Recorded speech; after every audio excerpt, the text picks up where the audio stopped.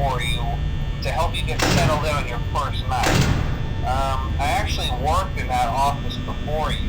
I'm finishing up my last week now, as a matter of fact, so I know it can be a bit overwhelming, but I'm here to tell you there's nothing to worry about. You'll be fine. So let's just focus on getting you through your first week, okay? Let's see. First, there's an introductory greeting from the company that I'm supposed to read. It's kind of a legal thing, you know. Welcome to Freddy Fazbear's Pizza, a magical place for kids and grown-ups alike, where fantasy and fun come to life. Fazbear Entertainment is not responsible for damage to property or person. Upon discovering that damage or death has occurred, a missing person report will be filed within 90 days or as soon as property and premises have been thoroughly cleaned and bleached and the carpets have been replaced. Blah, blah, blah. Now, that might sound bad, I know, but there's really nothing to worry about. The animatronic characters here do get a bit quirky at night, but do I blame them? No. If I were forced to sing those same stupid songs for 20 years and I never got a bath, I'd probably be a bit irritable at night too. So remember, these characters hold a special place in the hearts of children and we need to show them a little respect, right? Okay. So just be aware, the characters do tend to wander a bit. They're left in some kind of free roaming mode at night. Something about their servos locking up if they get turned off for too long. They used to be allowed to walk around during the day too, but then there was the bite of 87. Yeah. It's amazing that the human body can live without the frontal lobe, you know? Now, concerning your safety, the only real risk to you as a night watchman here, if any, is the fact that these characters, if they happen to see you after hours, probably won't recognize you as a person. They'll most likely see you as a metal endoskeleton without its costume on. Now, since that's against the rules here at Freddy Fazbear's Pizza, they'll probably try to forcefully stuff you inside a Freddy Fazbear suit. Now, that wouldn't be so bad if the suits themselves weren't filled with cross beams, wires, and animatronic devices, especially around the facial area. So you can imagine how having your head forcefully pressed inside one of those could cause a bit of discomfort and death. The only parts of you that would likely see the light of day again would be your eyeballs and teeth when they pop out the front of the mask. Yeah, they don't tell you these things when you sign up. But hey, first station of the breeze. I'll chat with you tomorrow. Check those cameras and remember to close the doors only if absolutely necessary. Gotta conserve power. Alright, good night.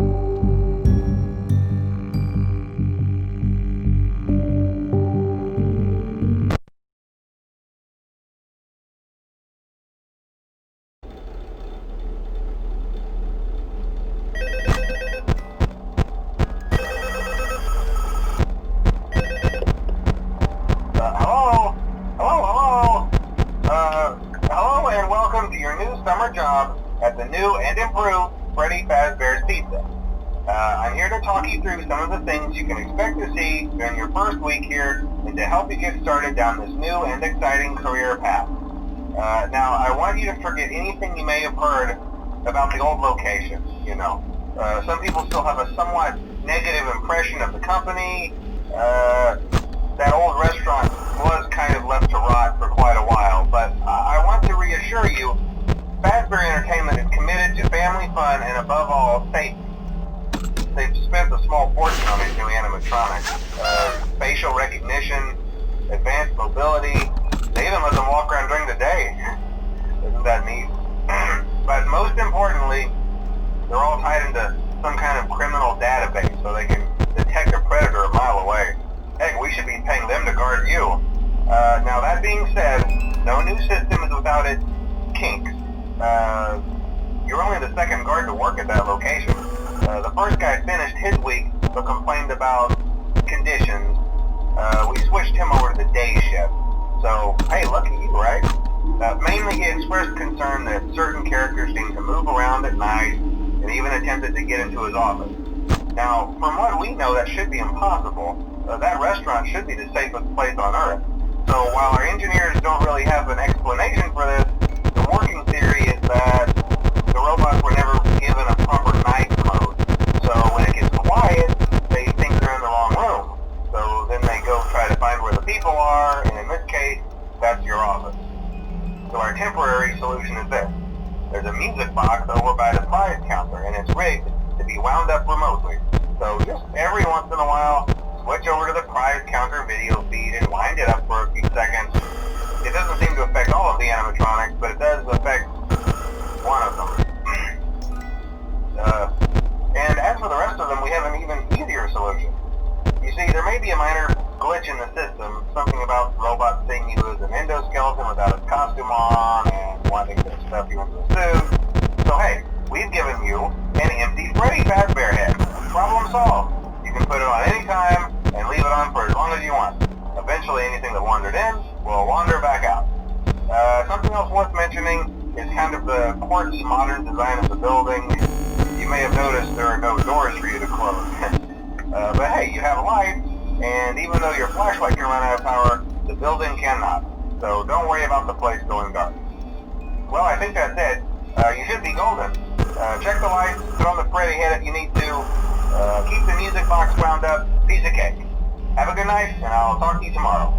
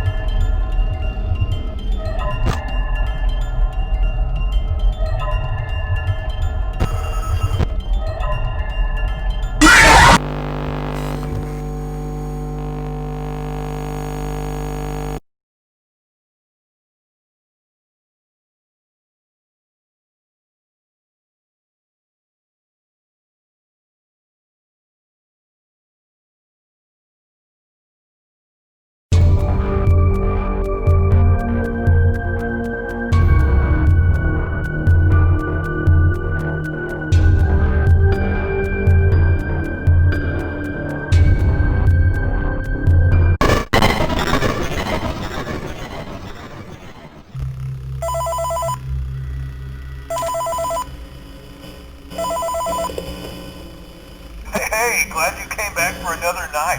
I promise it'll be a lot more interesting this time. We found some great new relics over the weekend, and we're out tracking down a new lead right now. So let me just update you real quick, then you can get to work. Like, the attraction opens in like a week, so we have to make sure everything works and nothing catches on fire. When the place opens, people will come in at the opposite end of the building and work their way toward you, then past you and out the exit. Yeah, you've officially become part of the attraction.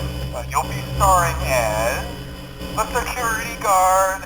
So not only will you be monitoring the people on the camera as they pass through, you know, to make sure no one steals anything or makes out in the corner, but you'll also be a part of the show. It'll make it feel really authentic, I think. Now let me tell you about what's new. We found another set of drawings, always nice, and a foxy head, which we think could be authentic. Then again, it might just be another crappy cosplay. And we found a desk fan, very old school, metal though. So watch the fingers. Right now the place is basically just, you know, flashing lights and spooky props. I honestly thought we'd have more by now. If we don't have something really cool by next week, then we may have to suit you up in a furry suit and make you walk around saying, boo. But, you know, like I said, we're trying to track down a good lead right now. Some guy who helped design one of the buildings says it was like an extra room that got boarded up or something like that. So we're going to take a peek and see what we can find. For now, just get comfortable with the new setup.